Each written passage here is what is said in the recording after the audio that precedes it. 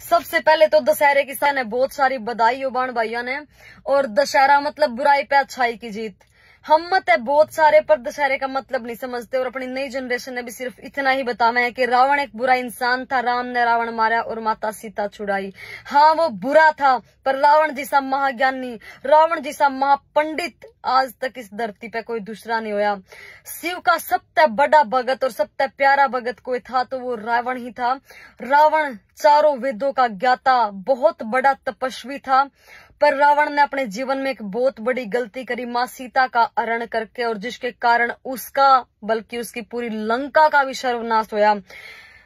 पर अफसोस कि जिन्हें द्रौपदी का चीर हरण करा वो इस दुनिया ने बुला दिया, और जिसने माता सीता के हाथ तक नहीं लगाया वो आज तक जलन लाग रहा है।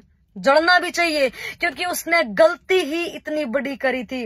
वो क्या करे ना कि पेंसिल के 100 गुना भी माफ होया करे, पर पेन पे जिम्मेदारी बहुत होया करे। इतना बड़ा ज्ञानी, इतना बड़ा भगत अगर इतनी बड़ी गलती करेगा तो सजा भी उसने कई गुना मिलेगी। रही बात रावण की, अगर रावण ज्ञानी नहीं होता तो जब रावण के सुंडी में तीर लागी थी और राम भगवान ने कहा था कि लक्ष्मण जा जा, रावण अपनी आखिरी सांस से गिन रहा है और इतना बड़ा ज्ञानी है रावण, जा कुछ ज्ञान ले ले। और जब लक्ष्मण जाके उसके सर के पास खड़ा होया तो रावण कुछ बोलिया नहीं। तो राम बोलिया कि लक्ष्मण अगर किसी का ज्ञान लेना है ना तो उसके पैरों के पास जाके खड़े हो। तो लक्ष्मण उसके पैरा के पास गया और हाथ जोड़ के बोलिया कि रावण मने ज्ञान दे। तो रावण बोलिया कि लक्ष्मण मैं ज्ञान तो जरूर दूंगा, पर तू पहले मेरी एक बात का जवाब दे। बोला क्या? बोला कि मैं तुमसे आरा क्यों,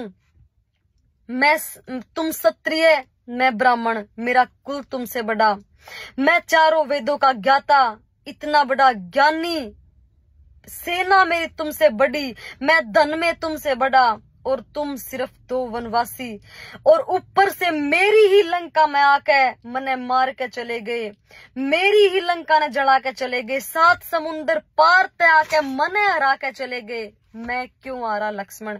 तो लक्ष्मण बोला कि रावण मेरे पास कोई जवाब नहीं है, मैं नहीं जानता। तो रावण बोला कि सिर्फ इसीलिए आ रहा क्योंकि मैं चरित्रहीन और तुम चरित्रवान। बोला लक्ष्मण मैं उस जगह तक गिर गया जड़े तक उठना असंभव था, और यही मेरी हार का सबसे बड़ा कारण है, चरित्रहीन होना।